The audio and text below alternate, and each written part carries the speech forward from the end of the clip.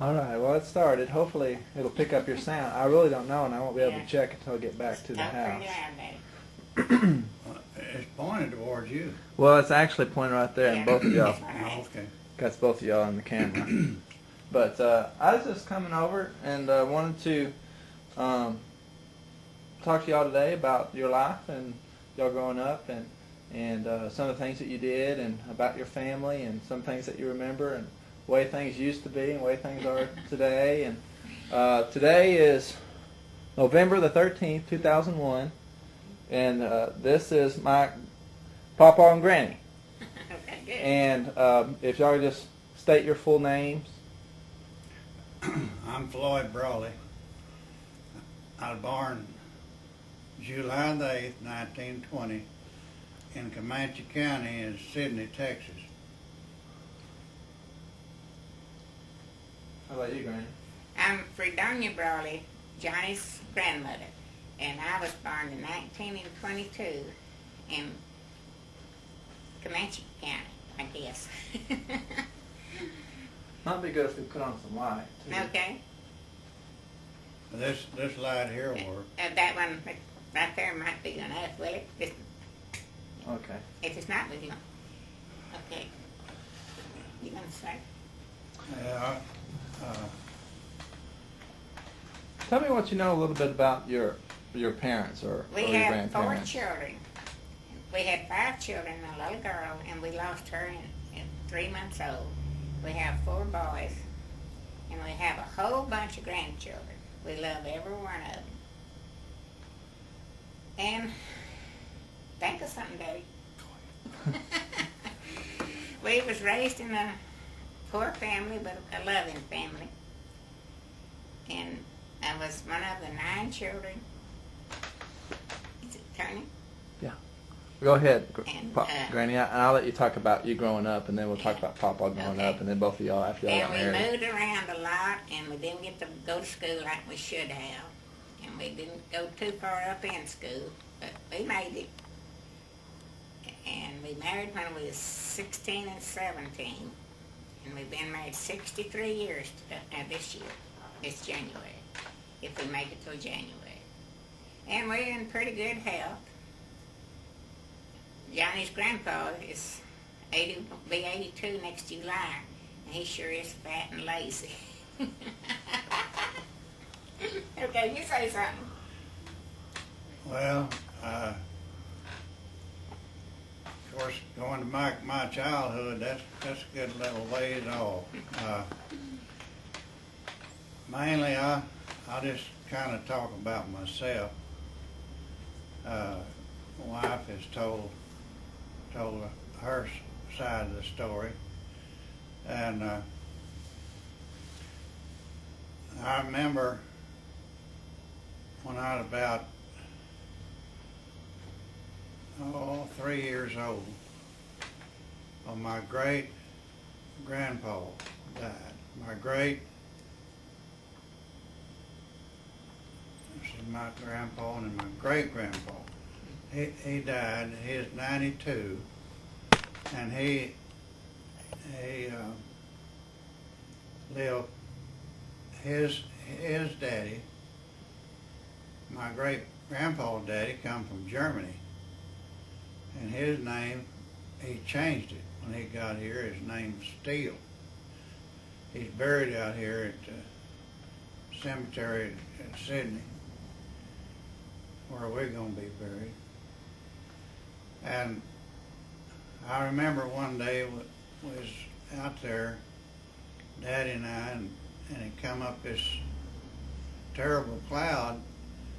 This is about the time Grandpa died, somewhere in there. It wasn't causing the cloud, but it sometime in that neighborhood is when he died. And I remember that cloud, and we broke and run to the house. And it didn't do anything. We was proud of that. And there where the fertilizer plant is now, pretty close to where we lived then, and there's a mud hole there. And Dad hooked up team of mules and go over there and pull them people out of that mud hole. They pulled Grandpa out a couple of times. Grandpa, great-grandpa, out a couple of times, and there wasn't no pavement, just an old gravel road, and it wasn't very well maintained. It just mud, and it was rough back then. Of course, I didn't realize it, but it was. And then we moved out south of Comanche, and Dad worked on he worked on for Jack Stevens and for other people out there on the ranches. And he shared goats and sheep for a living, and he done a little bit of preaching. And one day we was coming into town from out south of town, and I was getting up to be a pretty good sized boy then. And we was coming to church down here in Comanche, where he was going to hold a revival outside of a house. And a fella had a flat, a blowout. And Dad pulled over to the side, said, "Can I be any help to you?" And that fella said, "Oh, I just blowed hell out of a tire." And Dad said, "Well, it ought to be a good one now." Put it in low gear and took off. And I thought that was kind of funny. And we got on into town, and it's dark. And he run over something. And I was riding on the fender, and it throwed me off out in the yard and got me all muddy. But it didn't hurt me besides that. But I remember that sailing across there and how rough that was. And this is, Johnny's doing this, and my grandson, and if he gets my life story, he's going to have to make quite a few trips, because I've got a long life story. I've got 81 years I'm living in right now, be 82 as my wife said, and I've got a lot of things that I could tell, and a lot of it's interesting. I can tell about my days whenever I was looking for girls. I can tell them about my days whenever I was a cowboy. I can tell about my days whenever I got married, and I can tell about my days when I was a preacher, when I worked for Civil Service, when I joined the Army, when I was drafted in the Army. I can tell about that. Talk about your brothers and sisters and you growing up. My sisters, I didn't have no brothers and sisters when I was growing up. My oldest sister is almost 13 years younger than I am. And she was just a little tot when I married at 19. I was 19 years old when I got married, and she was just small.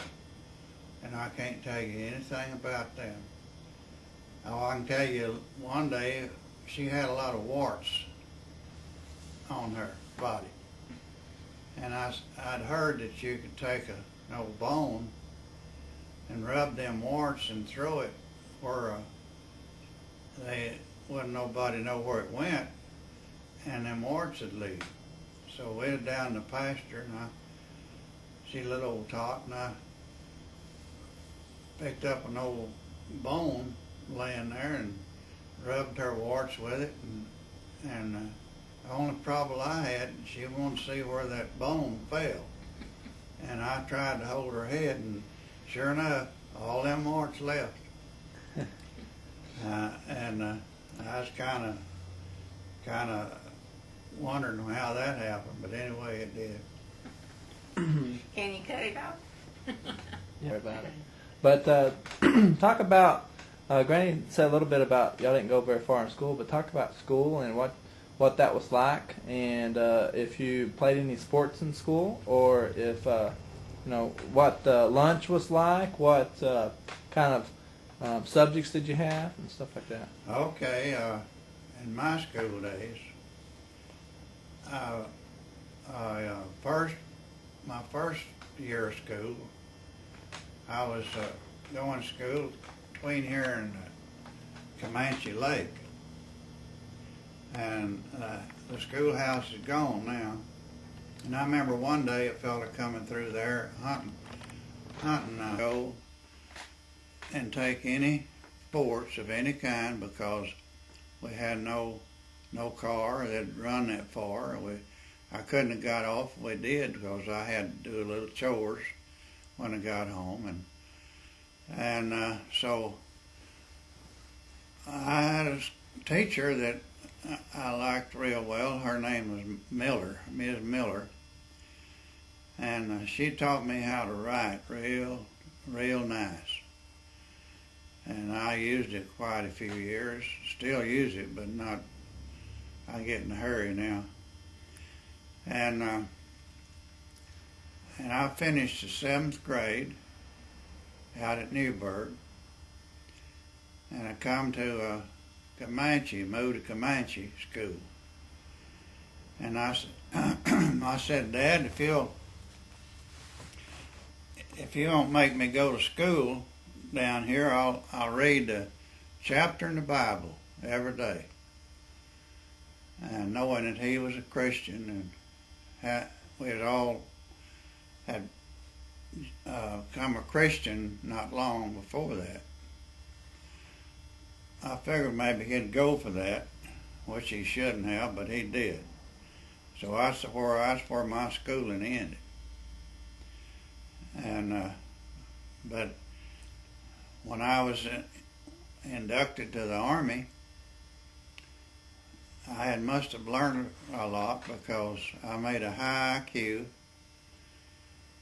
and made Lance Corporal. I didn't have to do no KP. I didn't have to do any guard duty. I had to do guard duty, but the corporal of the guard. And I had it made in boot camp, with the exception of all that mud and snow we had up there. It was pretty rough.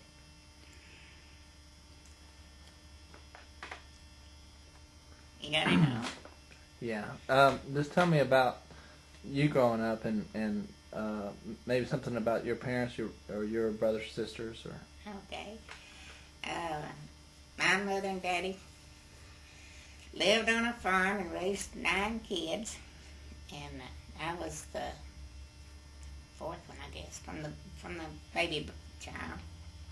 And when Mother would get sick, well, Daddy he didn't know how to cook biscuits, so he'd make cornbread, and we had to carry cornbread to school for that particular day, because Daddy didn't know how to make cornbread.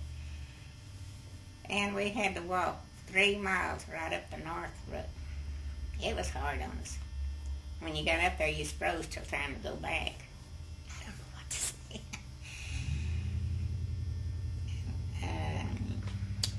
I don't know. How'd you get to school? I walked 3 miles. Then finally there was some Spanish people down below us that come by, and Daddy and Mother would give them eggs to let us ride to help us get to school and back. That went on for a while. About what year was that, Granny? Oh, God, I don't know. I went to school about 20 years, didn't learn nothing. And Daddy So your parents didn't have any kind of vehicle? not at that time, did they? When they would buy a gas cart. Mm-hmm. And but we lived about 3 miles going to school. And of course they didn't have school like they did now. They had it all in one big room, from the first up so many grades. Let's cut it off, because I don't know what to say. Okay. And I remember going to school, how cold it was walking to school up to catch that school bus. And I remember also that we had to carry lunch with us. We didn't have not. There was a little store pretty close to us, and if we had a nickel, we could go down there and buy candy bar. Well, one day, I was about 10 years old, and the mailbox, we lived about a mile from our closest neighbor, and our closest neighbor lived about a mile from where the mailbox was. So I had to catch a bus over there where the mailbox was. So I was walking backwards and forwards waiting for that bus, and I just opened that lid of that mailbox, and there was a nickel in there. And I didn't have no money in my pocket. I said, well, that'll get me a bar of candy. I'm going to get that nickel. So I got that nickel and got me a bar of candy that day. And about a week after that, well, Daddy said, I was talking to the mail carrier. And I said, why did you leave that letter and not take it? And he said, well, no stamp on it. And he said, well, I had a nickel in there, pay for the stamp. He said, there wasn't no nickel in there. And so he asked me, did I get it? And I finally fessed up that I did get it. And I really got a whooping for it. And I think that kept me from stealing anything else the rest of my life. But anyway, life back then, I drove a bus not too long ago here, and if the kids lived 200 yards off the road, well, we drove down in there and got them. And then I lived 2 or 3 miles off the road, and I had to walk it. They didn't come get you. Did you have any neighbors all around or anything? Yeah. You said about a mile to the mailbox, about a mile. At that time, and one day I come in from school, and I didn't weigh nothing when I was a kid. I didn't weigh. I might have been 10 years old. I might have weighed 50 pounds, might have been 55. Because when I was 17, I weighed 79 pounds. Oh, wow.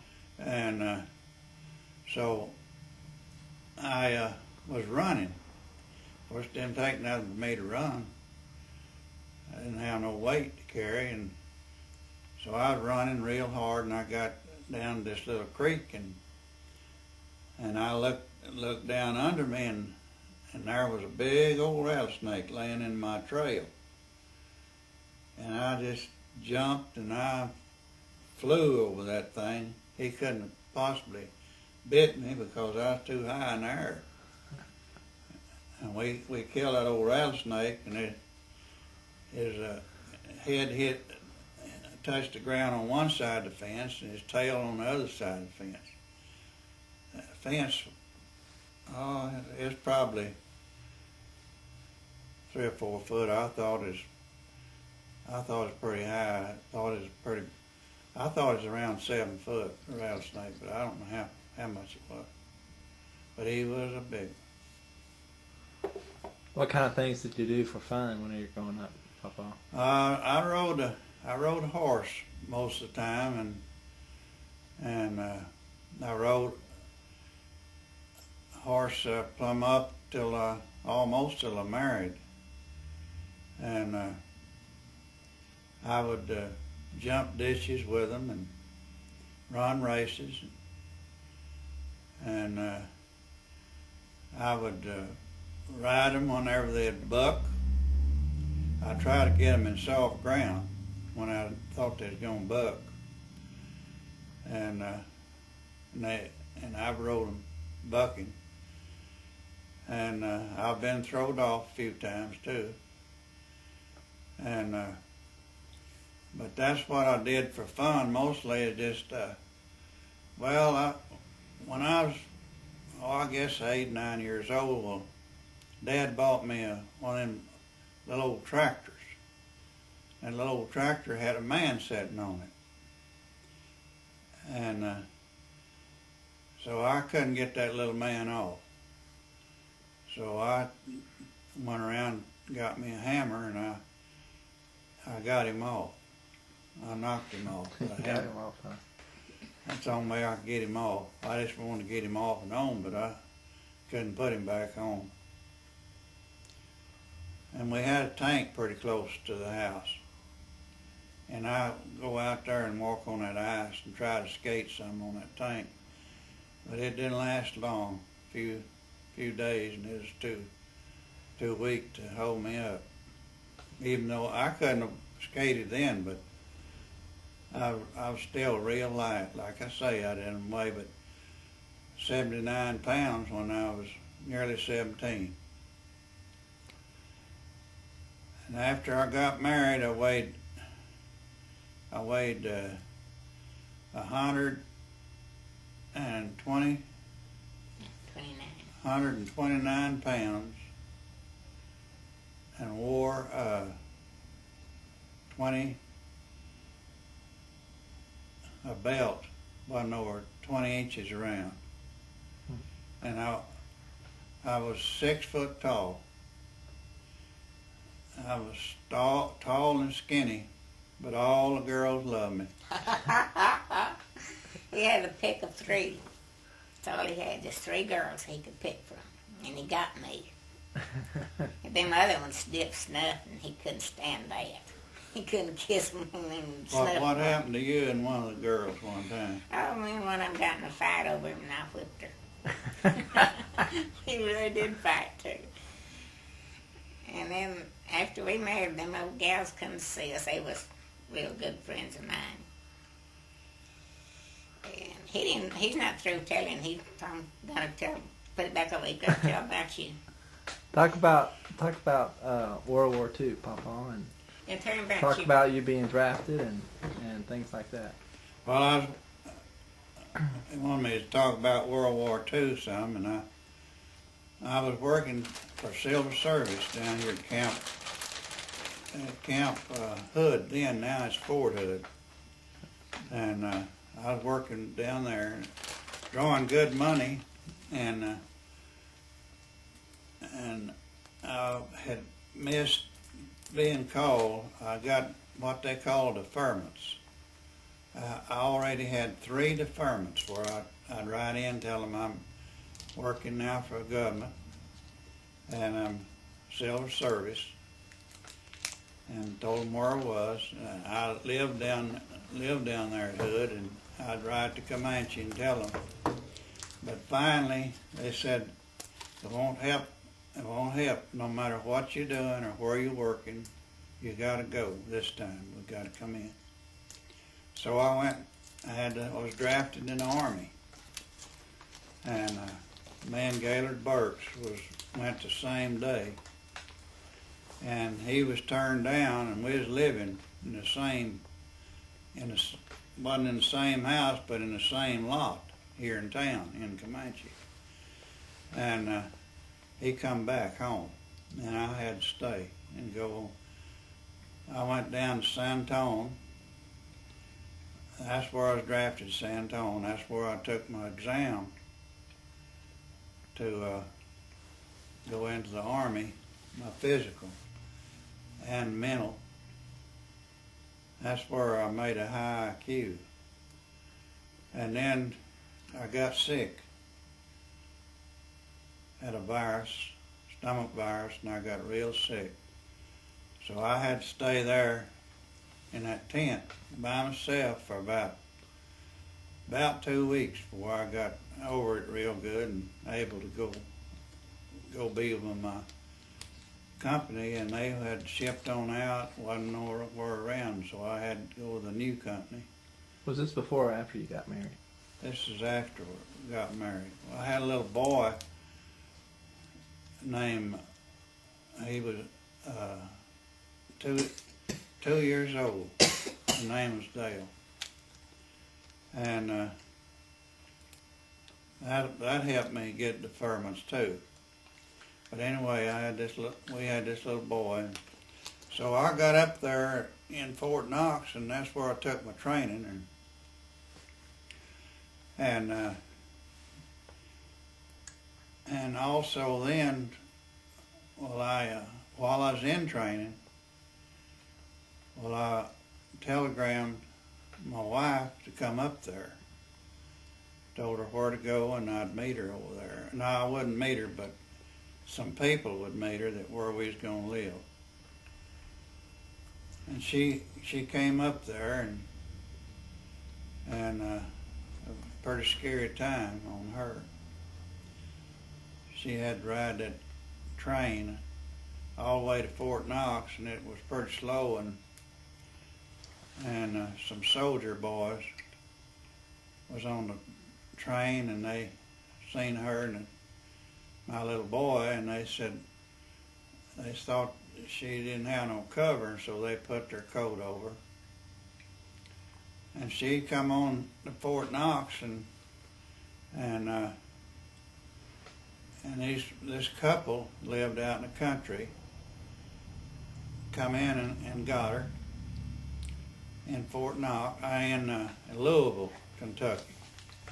That's where she come to, and that's where they met her, Louisville, Kentucky. And she stayed with them about close to a year.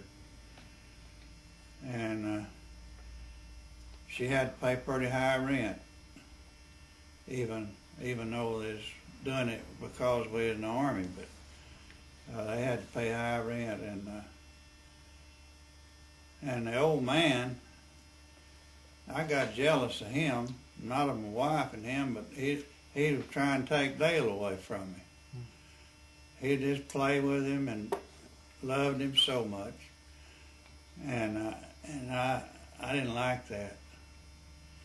I was jealous of Dale, but anyway, I got over it. Yeah, it's a lot I could tell you about the Army, and a lot I could tell you about my life. That's not even the start of it. What kind of things did you do in the Army? What did you do in the Army, Papa? Well, in the Army, when I got through basic, well, they asked me would I go to school, and I said, yeah, I'll go to school. They said, would you go to mechanic school? And I said, well, I'm a first-class mechanic now, but I'll go to school. So I went to school 3 months, and we lived there in the dorm. But I lived off base then.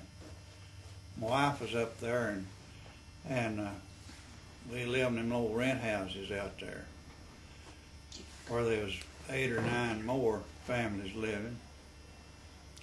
And I also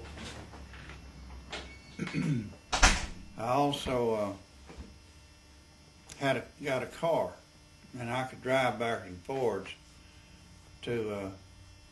It didn't look like much, but I could drive that old car back and forwards to camp, and I ate on the camp most of the time, and drawed separate rations for the home, and then I got promoted to technician sergeant, and I was living a whole lot better then. But there was times when I was in the Army, I was getting $18 a month. It wasn't enough for anything hardly. But my wife was drawing $90. She was drawing $90 a month. I'd pay her rent, and just barely have enough to feed her and Dale.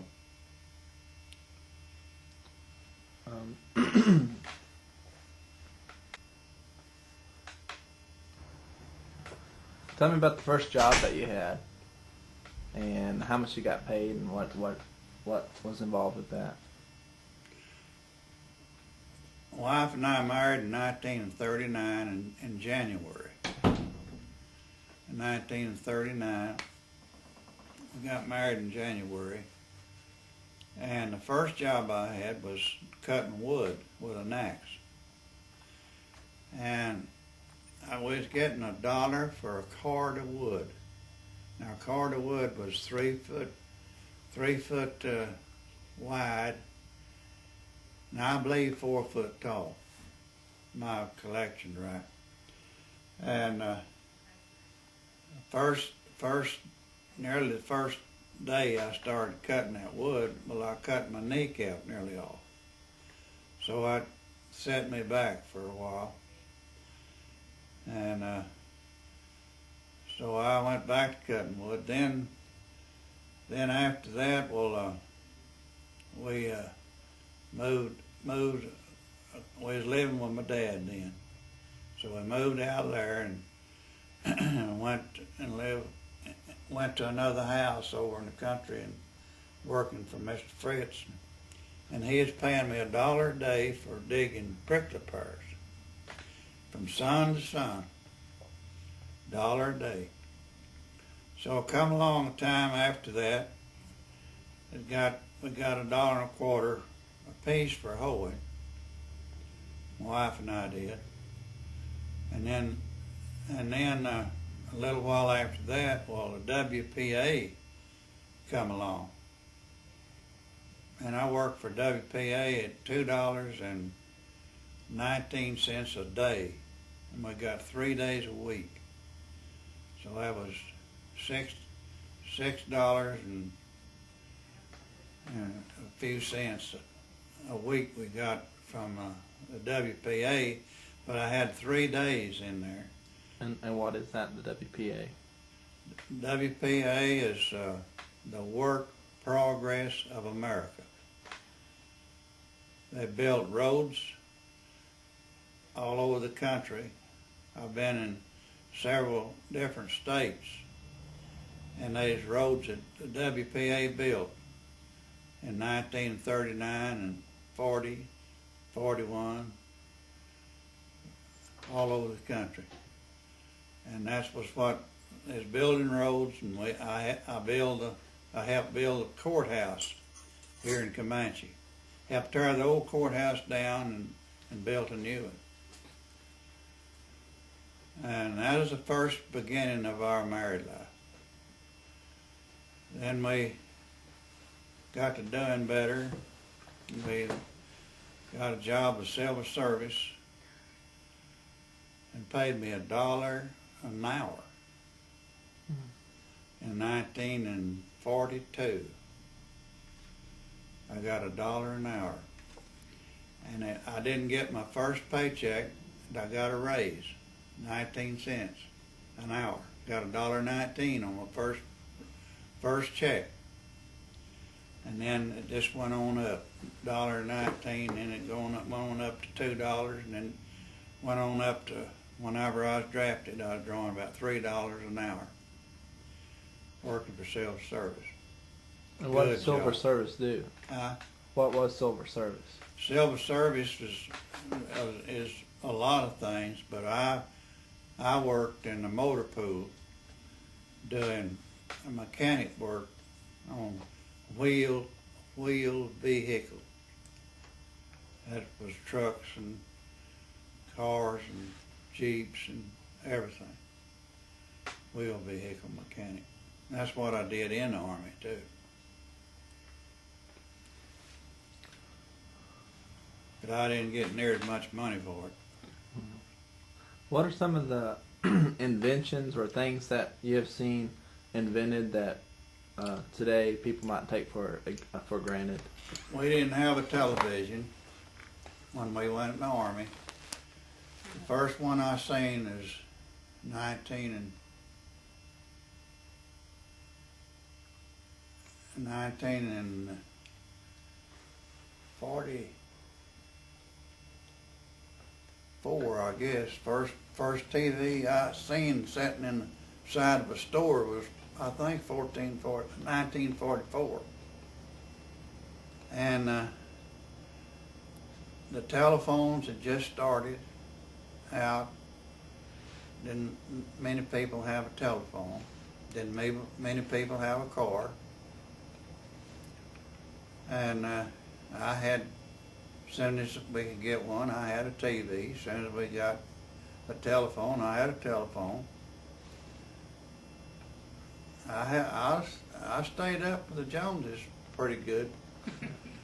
all the rest of my life, I'll tell you what, I learned the hard way that $1 was awful big whenever I dug them pickle fires from sun up to sundown for $1. That was a pretty big deal. And I'll guarantee you one thing, them people down there at Hood was buying new clothes, new furniture, new this and new that, and I was putting my money in my pocket. Still there. And the first thing I bought was a house here in Comanche. I bought a lot here in Comanche, first, and then I bought a house, had it moved on it, and I started like that. I didn't spend our money for clothes or for fine things of life. We got along with the best we could, but we were climbing all the time. We were climbing and we was making money different ways and climbing. We will work for it, but we was making money, little money different ways. What are some of the other things that you did besides those jobs? What are some other jobs that you did as you got older? Dairy. About the dairy. Well, when I come back from, let her tell you about the No, dairy. I don't. Tell me about the dairy, Granny. Oh, 1952, we was living in Abilene, and we came back to Comanche to get to come home, and he bought a dairy out. It's the worst thing we could ever done in life. And we dairied for several years. We bought another place and built a new dairy barn and stayed there 3 or 4 years. Quit for a year or two and went back in the dairy at Gus' team. We raised 4 boys during that time. And I said, what else he did? Oh, my husband's always doing something. He was a car salesman. And he was a mechanic. And I don't know. What were you, Donnie? I was nothing but a houseboy. I was helping the dairy. And I tried to help him make a living with the family. What'd you do when we moved to town? I didn't do nothing to raise kids. What'd you do? I thought you worked at sewing room. No, not then. I worked, my first time to clock in was at Western Hills Nursing Home, and I didn't have to work then, but I did. And it just went, like he said, back in the bank to do something else with. Didn't realize nothing out of it.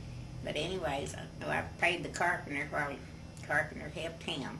Now that was at the sewing room, I believe. And one morning I went out to go to work a little before 7, and it was dark. I opened my door, and there was a man in my car. It just barely got where the door was just about shut. I went back in the house, and I was going to call the police, and my husband hadn't got up at that time. It was early. And he said, what's wrong, Donnie? I said, this man in my car. So he drug out there and looked. I said, be careful. And he finally peeped in, and we called the law. It was a man who got drunk and got in their car. It wasn't locked that night. But boy, I watch my cars these days. Turn it over there. I don't like to talk like that. You can cut it off and let him rest a minute. He'll back up something. Well, I was talking to Granny Pettyjohn earlier. She was talking about before she had electricity over there where she lived. Do you remember any times like that, or Oh, yeah. Yeah, before they had inside plumbing? yeah. Let's You can see. turn it back on if you want to. That's all. And ask the secretary, yeah. I remember when we didn't have inside plumbing and we didn't have electricity. We had lamps and any other things we could, of course, went to bed pretty early. But my dad had this foggy idea that I was supposed to get up first of a morning. And the old house we was living in you could see outside without going to the window. And it was cold on the floor, cold up for. I had to get up. He'd say, Floyd. I'd hit the floor. I knew what he wanted, build me a fire. So I built a fire and went back to bed for a few minutes till I had to go to school. But I lay back down where it was warm for a few minutes, but it was cold. In the old houses, cold on them too. And we didn't have any electricity, we didn't have no water. We didn't have no running water in the house. We had to get it out of a well, draw it out of a well. And we would can a lot of stuff. My mother canned, and we had jars, quart jars she canned in, and Dad would help her some set up for it. Help her set up, and then she'd put them cans in there, and we canned meat, and we canned, we'd have to can meat. If some, one day we had this milk cow, and Dad was down there milking, and he'd take his stick and keep the calf off with that stick. And he just tapped that calf one morning, and it fell over dead as a hammer. And we had to can it. And it was big. It'd weigh 400 or 500 pounds. You're not afraid to can it? We had to can it. Or what did it die of? He hit it with a stick. Oh, he died from the stick. Yeah. Oh, okay. I thought it was already Hit dead. him right in the head. No, he hit him in the head just like he's always done. And that day, a little too much. I guess so. He killed over dead. And so we canned it. And we canned vegetables and Canning meat and stuff, that's because you didn't have a refrigerator, right? no refrigeration. We had windows that we'd put water in and set the milk and stuff, whatever we had to keep cool. We'd set it out there in that, and then before we had electricity, well, we had an ice plant here in town. But now living in the country, there wasn't no delivery of ice out there where we lived. So we just had to make it the best we could. We cooled it as much as we could at night, and this and that, to keep it cool if we could, and then we'd have to throw it out or use it some other way. We used that curdled milk, a lot of it. We'd take eggs and that curdled milk and mix it up and feed it to the turkeys. I was raising turkeys when I was young, when I was going to school. And we'd feed it to them little turkeys. And we raised them up big enough, and we'd sell them. And that'd help a little bit. Wouldn't help much. $30, $40 back then was just a mountain of money. $30, $40 was. You wouldn't get that much out of it. Might have got that much out of turkeys. Yeah. I know that you preached some too. Oh yeah, I started preaching in 1956. I was ordained, and I started preaching in 1956, and I preached for 44 years. Do you want to talk about when you became a Christian? Yeah, we was here in Comanche going to a revival. when I become a Christian. And my dad and mother, before then, they was giving dances and everything, carousing. And I just kind of grew up with them. I was only 18 years. He was 18 when I was born. So I looked like his brother by the time I was, before I got married. I looked like his brother. Everybody thought we was brother. And what's the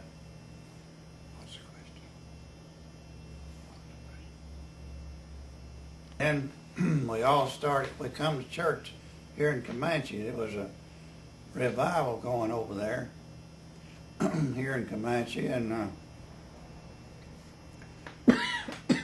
we started going to that revival. And about the second night, well, Dad got saved.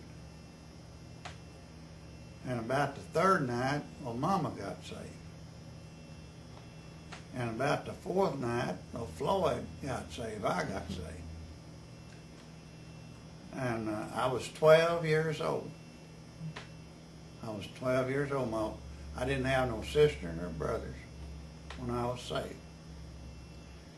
It wasn't too long after that until my sister was born, which I'm nearly 13 years older than her. But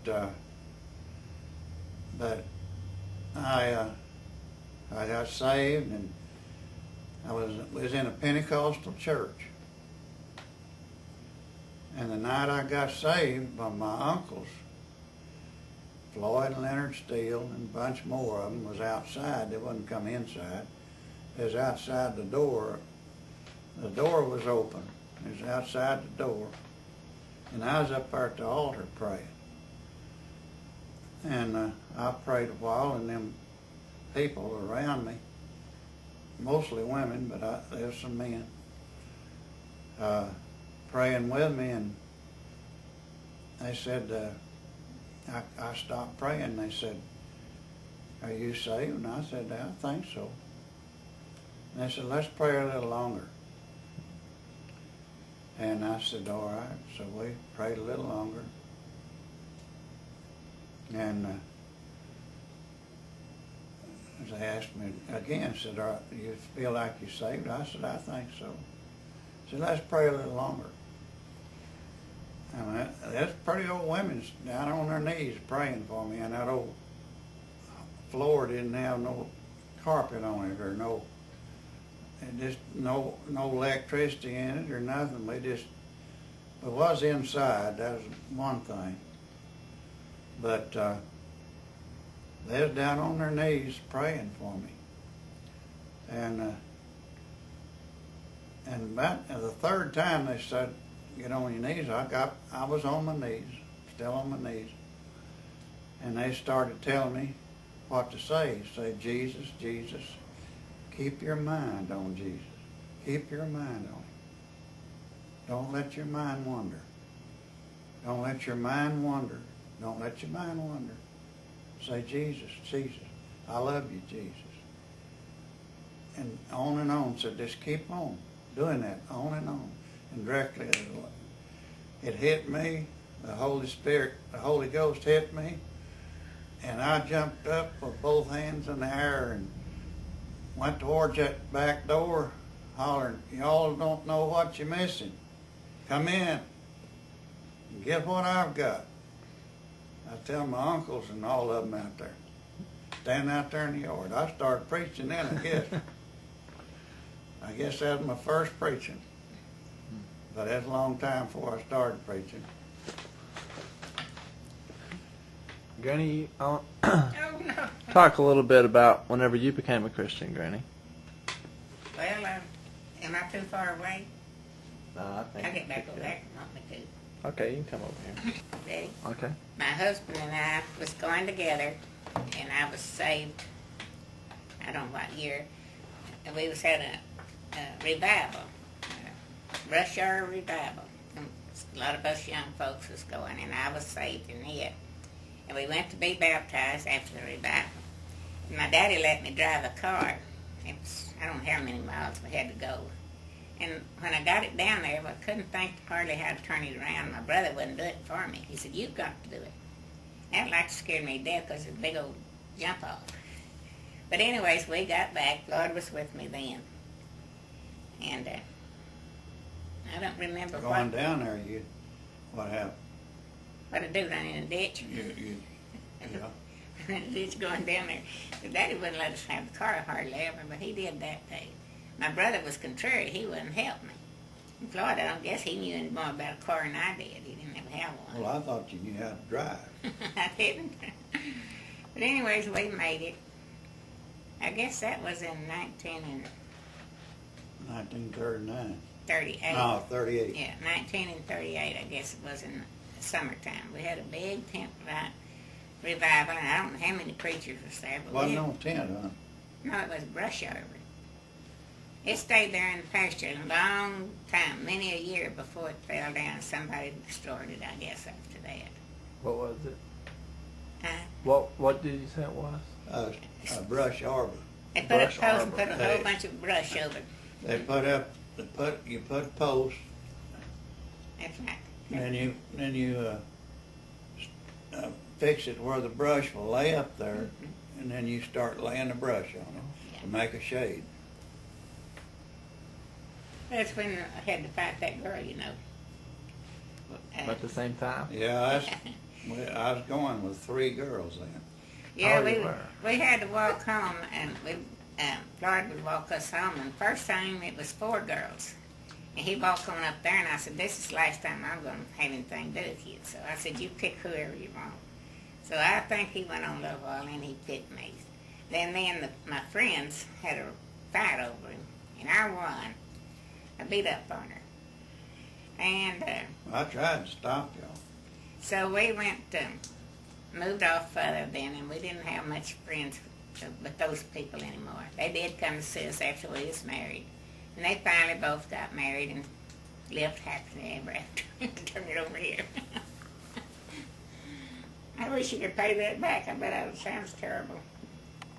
Talk, Daddy. He's give out, I guess. Can't hardly talk. How much you like being with that one? Can you see him? Mm-hmm. Oh, yeah, that's old Dale. That oven's when he was little. Can you see it? Yeah, Real plain.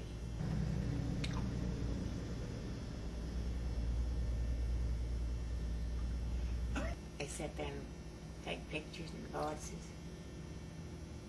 A lot of them still got those flags. Ronnie was my little cowboy. He was taking it home. That picture not too good of it when it's real good.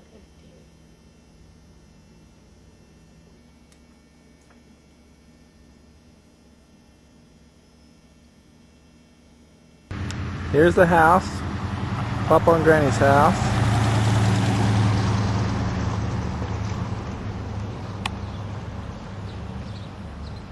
Probably see Papa sitting in there if you look close enough.